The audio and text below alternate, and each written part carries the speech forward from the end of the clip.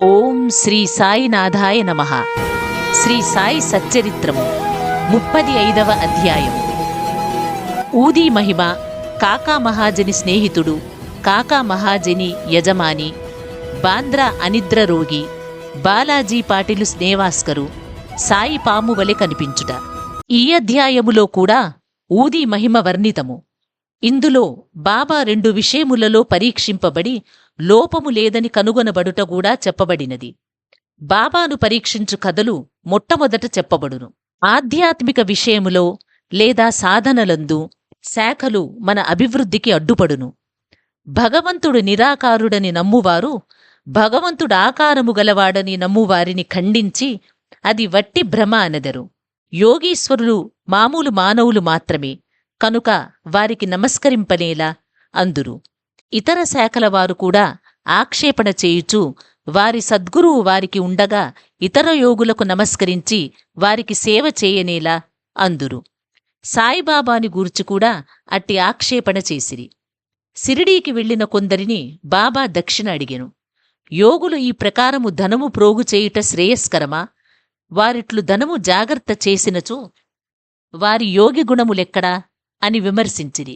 అనేక మంది బాబాను వెక్కిరించుటకు సిరిడీకి వెళ్లి తుదకు వారిని ప్రార్థించుటకు అచటనే నిలిచిపోయిరి. అటువంటి 2 ఉదాహరణలు ఈ దిగువనిచ్చుచున్నాము. కాకా మహాజని స్నేహితుడు. కాకా మహాజని స్నేహితుడు నిరాకారుడగు భగవంతుని ఆరాధించువాడు. విగ్రహారాధనమునకు అతడు విముఖుడు. అతడు ఊరకనే వింతలేమైనా తెలుసుకొనుటకు సిరిడీకి పోవనంగీకరించెను.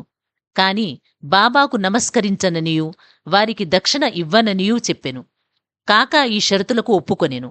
ఇద్దరునూ శనివారమునాడు రాత్రి బొంబాయి విడిచి ఆ మరుసటి దినము షిరిడీకి చేరిరి. వారు మసీదు మెట్లను ఎక్కగానే కొంచెము దూరమున ఉన్న బాబా మహాజని స్నేహితుని మంచి మాటలతో ఆహ్వానించెను. ఆ కంఠధ్వని మిక్కిలి చిత్రముగా నుండెను. ఆ కంఠము అతని తండ్రి కంఠము వలె ఉండెను. ఆ కంఠము గతించిన తన తండ్రిని జ్ఞప్తికి తెచ్చెను. శరీరము సంతోషముతో నుప్పొంగెను. వెంటనే మసీదు లోపలికి వెళ్లి తన మనోనిశ్చయమును మరచినవాడే బాబా పాదములకు నమస్కరించెను. ఉదయమొకసారి మధ్యాహ్నమొకసారి బాబా దక్షిణ అడుగగా కాకా మహాజని ఇచ్చెను. బాబా కాకానే దక్షిణ అడుగుచుండెను. కాని అతని స్నేహితుని అడుగలేదు.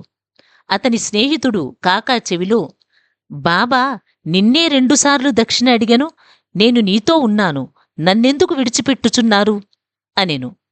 నీవే బాబాను అడుగుము అని అతడు జవాబిచ్చెను. తన స్నేహితుడేమని చెవిలో నూదుచున్నాడని బాబా కాకా మహాజని నడుగగా తన స్నేహితుడు తాను కూడా దక్షిణ ఇవ్వవచ్చునా అని అడుగుచున్నాడనెను. బాబా, నీకు ఇచ్చుటకు మనమున ఇష్టము లేకుండెను, కానా నిన్నడుగలేదు. కాని ఇప్పుడు నీకిష్టమున్న ఎడల ఇవ్వవచ్చును అనెను. కాకా ఇచ్చినంత అనగా 17 రూపాయల దక్షిణను అతని స్నేహితుడు కూడా ఇచ్చెను. బాబా అప్పుడు కొన్ని మాటలు సలహా రూపముగా ఇట్లు చెప్పెను. నీవు దానిని తీసివేయుము, మనకు మధ్యనున్న అడ్డును తీసివేయుము. అప్పుడు మనము ఒకరినొకరు ముఖాముఖి చూచుకొనగలము, కలిసి కొనగలము. పోవుటకు బాబా వారికి సెలవునిచ్చెను. ఆకాశము మేఘములతో కమ్మియున్నప్పటికిని, వర్షము వచ్చునేమో అను భయము కలుగుచున్నప్పటికిని ప్రయాస లేకుండా ప్రయాణము సాగునని బాబా ఆశీర్వదించెను. ఇద్దరూ సురక్షితముగా బొంబాయి చేరిరి. అతడు ఇంటికి పోయి తలుపు తీయుసరికి 2 పిచ్చుకలు చచ్చిపడి ఉండెను. ఇంకొకటి కిటికీ ద్వారా ఎగిరిపోయెను. తానే కిటికీలు తెరిచియుంచినచో పిచ్చుకలు రక్షింపబడియుండును. వాని అదృష్టానుసారముగా అవి చచ్చెను. 3వ దానిని రక్షించుటకై బాబా త్వరగా తనను పంపెననుకొనెను. కాకా మహాజని యజమాని. ఠక్కర్ ధరంసే జెఠాబాయ్ హైకోర్టు ప్లీడర్నొక కంపెనీ కలదు. దానిలో కాకా మేనేజరుగా పనిచేయుచుండెను. యజమానియు మేనేజరును అన్యోన్యముగా నుండిటివారు. కాకా సిరిడీకి అనేకసార్లు పోవుట, కొన్ని దినములచట నుండి తిరిగి బాబా అనుమతి పొందివచ్చుట మొదలగునవి ఠక్కరుకు తెలియును. కుతూహలము కోసము బాబాను పరీక్షించు ఆసక్తితో ఠక్కర్ కాకాతో హోళీ సెలవులలో సిరిడీకి పోవ నిశ్చయించుకొనెను. కాకా ఎప్పుడు తిరిగి వచ్చునో అనునది నిశ్చయముగా తెలియదు గనుక టక్కరు ఇంకొకరిని వెంట తీసుకుని వెళ్ళెను. ముగ్గురూ కలిసి బయలుదేరిరి. బాబాకిచ్చుటకై కాకా 2 సేర్ల ఎండు ద్రాక్ష పండ్లు గింజలతోనున్నవి దారిలో కొనెను. వారు సిరిడీకి సరియైన వేళ్లకు చేరి బాబా దర్శనమునకై మసీదుకు పోయిరి. అప్పుడక్కడ బాబాసాహెబు తర్కడుండెను. ఠక్కరు మీరెందుకు వచ్చితిరని తర్కడుని అడిగెను.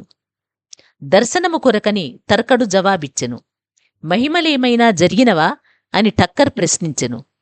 బాబా వద్ద ఏమైనా అద్భుతములను చూచుట తన నైజము కాదనియు భక్తులు ప్రేమతో కాంక్షించునది తప్పక జరుగుననియు తర్కడ్ చెప్పెను. కాక బాబా పాదములకు నమస్కరించి ఎండుద్రాక్ష పళ్లను అర్పించెను. బాబా వాటిని పంచిపెట్టుమని ఆజ్ఞాపించెను. టక్కరునకు కొన్ని ద్రాక్షలు దొరికెను. అతనికవి తినుటకు ఇష్టము లేదు. ఎందుచేతననగా తన వైద్యుడు కడిగి శుభ్రపరచనిదే ద్రాక్షలు తినకూడదని సలహా ఇచ్చి ఉండెను. ఇప్పుడు అతనికి అది సమస్యగా తోచెను. తనకు వానిని తినుటకు ఇష్టము లేదు కాని బాబా తినుటకు ఆజ్ఞాపించుటచే పారవేయలేకుండెను. పారవేసినట్లయితే బాగుండదని వాటిని నోటిలో వేసుకొనెను. గింజలనేమి చేయవలనో తోచకుండెను. మసీదులో గింజలను ఉమ్మివేయుటకు జంకుచుండెను.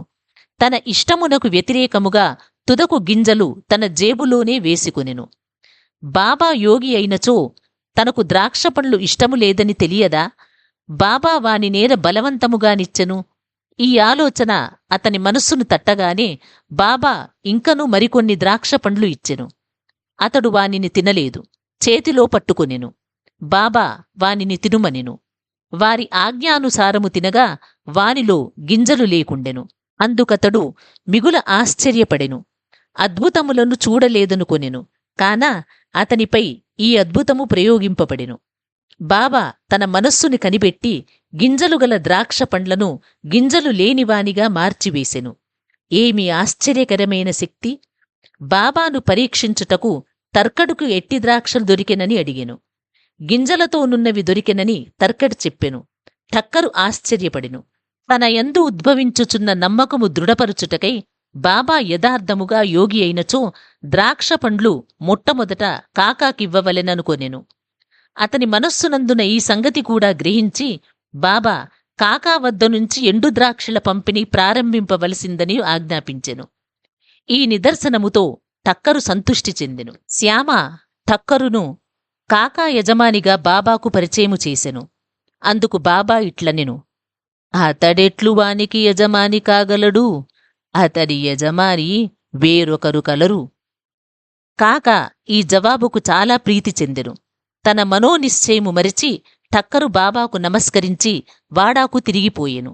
మధ్యాహ్న హారతి అయిన పిమ్మట వారందరూ బాబా వద్ద సెలవు తీసుకొనుటకు మసీదుకు పోయిరి. శ్యామ వారి పక్షమున మాట్లాడెను. బాబా ఇట్లు చెప్పదొడంగెను. ఒక చెంచల మనస్సుగల పెద్ద మనుష్యుడుండెను. అతనికి ఆరోగ్యము ఐశ్వర్యము కూడా నుండెను.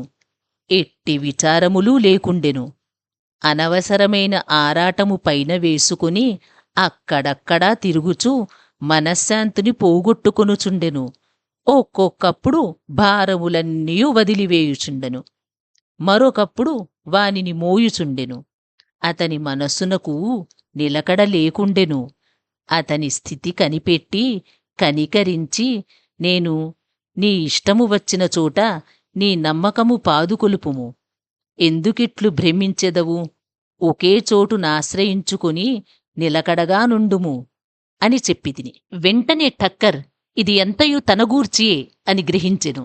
కాకా కూడా తన వెంట రావలెననుకొనెను. కాని కాకాకు అంత త్వరగా సిరిడి విడుచటకు ఆజ్ఞ దొరుకునని ఎవ్వరునూ అనుకొనలేదు. బాబా దీనిని కూడా కనుగొని కాకాను అతని యజమానితో పోవుటకు అనుజ్ఞనిచ్చెను. ఈ విధముగా బాబా సర్వజ్ఞుడనుకొనుటకు టక్కరునకు ఇంకొక నిదర్శనము దొరికెను. బాబా కాకాను 15 రూపాయల దక్షిణ అడిగి పుచ్చుకొని అతనికిట్లని చెప్పెను.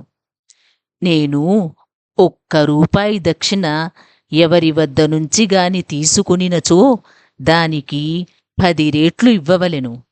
నేను ఊరక ఏమీ తీసుకొనను. యుక్తాయుక్తములు తెలియకుండా నేనెవరినీ అడుగను. ఫకీరుడెవరిని చూపునో వారి వద్దనే నేను తీసుకొనెదను. ఎవరైనా ఫకీరుకు గత జన్మ నుంచి బాకీయున్నచో వాని వద్దనే ధనము పుచ్చుకొందును. దానము చేయువాడిచ్చునది ప్రస్తుతము విత్తనములు నాటుట వంటిది. అది మునుముందు గొప్ప పంట అనుభవించుట కొరకే. ధర్మము చేయుటకు ధనమునుపయోగించవలెను. దానిని సొంతమునకు వాడుకునినా అది వ్యర్థమైపోవును. గత జన్మలో నీవిచ్చియుంటేనేగాని నీవిప్పుడు అనుభవించలేవు. కనుక ధనమును పొందవలననినచో దానిని ప్రస్తుతము ఇతరులకిచ్చుటయే సరి అయిన మార్గము. దక్షిణ ఇచ్చుచున్నచో వైరాగ్యము పెరుగును. దానివలన భక్తి జ్ఞానములు కలుగును. 1 రూపాయినిచ్చి 10 రూపాయలు పొందవచ్చును. ఈ మాటలు విని ఠక్కరు తన నిశ్చయమును మరిచి 15 రూపాయలు బాబా చేతిలో పెట్టెను. సిరిడీకి వచ్చుట మేలైనదనుకొనెను. ఏలన అతని సంశయములన్నీయూ తొలగెను. అతడెంతయో నేర్చుకొనెను. అటువంటి వారి విషయములో బాబా ప్రయోగించు యుక్తి మిక్కిలి అమోఘమైనది. అన్నీ బాబాయే చేయుచున్నను దేనియందు అభిమానముంచలేదు. ఎవరైనను నమస్కరించినను నమస్కరించకపోయినను దక్షిణ ఇచ్చినను ఈయకున్నను తనకందరూ సమానమే. బాబా ఎవరినీ అవమానించలేదు. తనను పూజించినందుకు బాబా గర్వించటివారు కాదు. తనను పూజించలేదని విచారించేవారూ కాదు. వారు ద్వంద్వాతీతులు. బాంద్రా అనిద్ర రోగి. బాంద్రా నివాసి కాయస్థ ప్రభుకులమునకు చెందిన ఒక పెద్ద మనుష్యుడు చాలా కాలము నిద్రపట్టక బాధపడుచుండెటివాడు. నిద్రించుటకై నడుము వాల్చగానే గతించిన తన తండ్రి స్వప్నములో కనిపించి తీవ్రముగా తిట్టుచుండెటివాడు. ఇది అతని నిద్రను భంగపరిచి రాత్రియందస్థిరనుగా చేయుచుండెను. ప్రతిరోజిట్లు జరిగి ఏమి చేయుటకు తోచకుండెను. ఒకనాడతడు బాబా భక్తునితో ఈ విషయం మాట్లాడెను. బాబా ఊదియే దీనిని తప్పనిసరిగా బాగుచేయునని అతడు సలహా ఇచ్చెను. అతను వానికి కొంత ఊదీనిచ్చి ప్రతిరోజూ నిద్రించుటకు ముందు కొంచెము నుదుటికి రాసుకుని మిగతా పొట్లమును తలకింద దిండుకు దిగువ పెట్టుకొనమనెను. ఇట్లు చేసిన పిమ్మట సంతోషము ఆశ్చర్యము కలుగునట్లు అతనికి మంచి నిద్రపట్టెను. ఎట్టి చికాకు లేకుండెను. అతడు సాయిని నిత్యమూ స్మరించుచుండెను. సాయిబాబా పటమును తెచ్చి గోడపై వేలాడదీసెను. దానిని ప్రతిరోజూ పూజించుచుండెను. గురువారము నాడు పూలమాల వేయుచుండెను. నైవేద్యము సమర్పించుచుండెను. పిమ్మట అతని వ్యాధి పూర్తిగా తగ్గిపోయెను. బాలాజీ పాటిలు నేవాస్కరు. ఇతడు బాబాకు గొప్ప భక్తుడు. ఇతడు ఫలాపేక్ష లేకుండా చాలా మంచి సేవ చేసెను. ఇతడు షిరిడీలో బాబా ఏ ఏ మార్గముల ద్వారా పోవుచుండెనో వాటినన్నిటినీ తుడిచి శుభ్రము చేయుచుండెను. అతని అనంతరము ఈ పని రాధాకృష్ణమాయి అతి శుభ్రముగా నెరవేర్చుచుండెను. ఆ తరువాత అబ్దుల్లా చేయుచుండెను. బాలాజీ ప్రతి సంవత్సరము పంట కోయగానే దానినంతయూ తెచ్చి బాబా కర్పితము చేయుచుండెను. అతడు బాబా ఇచ్చిన దానితో తన కుటుంబమును పోషించుకునువాడు. ఈ ప్రకారముగా అతడు చాలా సంవత్సరములు చేసెను. అతని తరువాత అతని కుమారుడు దానినవలంబించెను. ఊదీ ప్రభావము. ఒకనాడు బాలాజీ సంవత్సరీకము నాడు నేవాస్కరు కుటుంబము వారు కొంతమంది బంధువులను భోజనమునకు పిలిచిరి. భోజన సమయానికి పిలిచిన వారికంటే 3 రెట్లు బంధువులు వచ్చిరి. నేవాస్కరు భార్యకు సంశయము కలిగెను. వండిన పదార్థములు వచ్చిన వారికి చాలవనియు కుటుంబ గౌరవమునకు భంగము కలుగుననియు ఆమె భయపడెను. ఆమె అత్తగారు ఓదార్చుచూ, భయపడుకుము, ఇది మనది కాదు, ఇది సాయి ఆహారమే.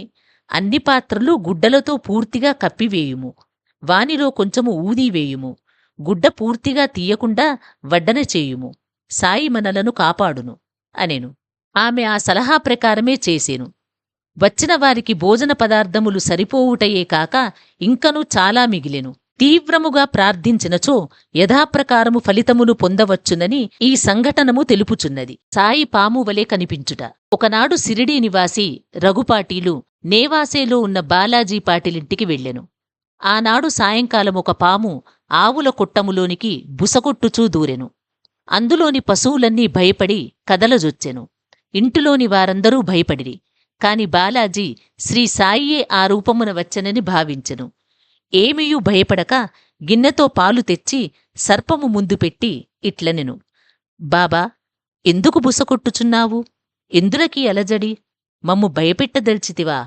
ఈ గిన్నెడు పాలను తీసుకొని నెమ్మదిగా త్రాగుము. ఇట్లనుచూ అతడు దాని దగ్గర నిర్భయముగా కూర్చుండెను. ఇంటిలోని తక్కినవారు భయపడిరి. వారికి ఏమి చేయుటకూ తోచకుండెను. కొద్దిసేపటిలో సర్పము తనంతట తానే మాయమైపోయెను. ఎంత వెతికిననూ కనిపించలేదు. బాలాజీకి 2 భార్యలు, కొంతమంది బిడ్డలుండిరి. బాబా దర్శనమునకై వారప్పుడప్పుడు సిరిడీకి పోవుచుండెటివారు. బాబా వారి కొరకు చీరలు, బట్టలు కొని ఆశీర్వచనములతో ఇచ్చుచుండెటివారు. 35వ అధ్యాయము సంపూర్ణము. సద్గురు శ్రీ సాయినాథార్పణమస్తు. శుభం భవతు. ఈ వీడియో మీకు నచ్చినట్లయితే లైక్ చేయండి, షేర్ చేయండి, మా ఛానల్ని సబ్స్క్రైబ్ చేయండి. మా పాఠకులు ఎక్కడ ఉన్నా సులభముగా సాయి సచ్చరిత్ర 53 అధ్యాయాలు వినుటకు మరియు తెలుసుకునుటకు సనాతన నిధి అప్లికేషన్ ప్రతి అధ్యాయము వీడియోలుగా చేసి మీకు అందిస్తున్నాము. సనాతన నిధి యాప్ని డౌన్లోడ్ చేసుకుని సాయిబాబా జీవితగాథను తెలుసుకోండి మరియు ప్రత్యేక క్విజ్ కార్యక్రమంలో పాల్గొని విజేతలుగా నిలవండి. ప్రతి అధ్యాయం తరువాత క్విజ్లో పాల్గొని మీ పరిజ్ఞానాన్ని పరీక్షించుకోండి మరియు బహుమతులు గెలుచుకోండి. మీ కుటుంబంతో కలిసి ఈ ఆధ్యాత్మిక ప్రయాణంలో పాల్గొనండి. ఇప్పుడే డౌన్లోడ్ చేసుకోండి. సనాతన నిధి యాప్ గూగుల్ ప్లే స్టోర్ మరియు యాపిల్ యాప్ స్టోర్లో అందుబాటులో ఉంది. మరిన్ని వివరాలకు మా వెబ్సైట్ని సందర్శించండి.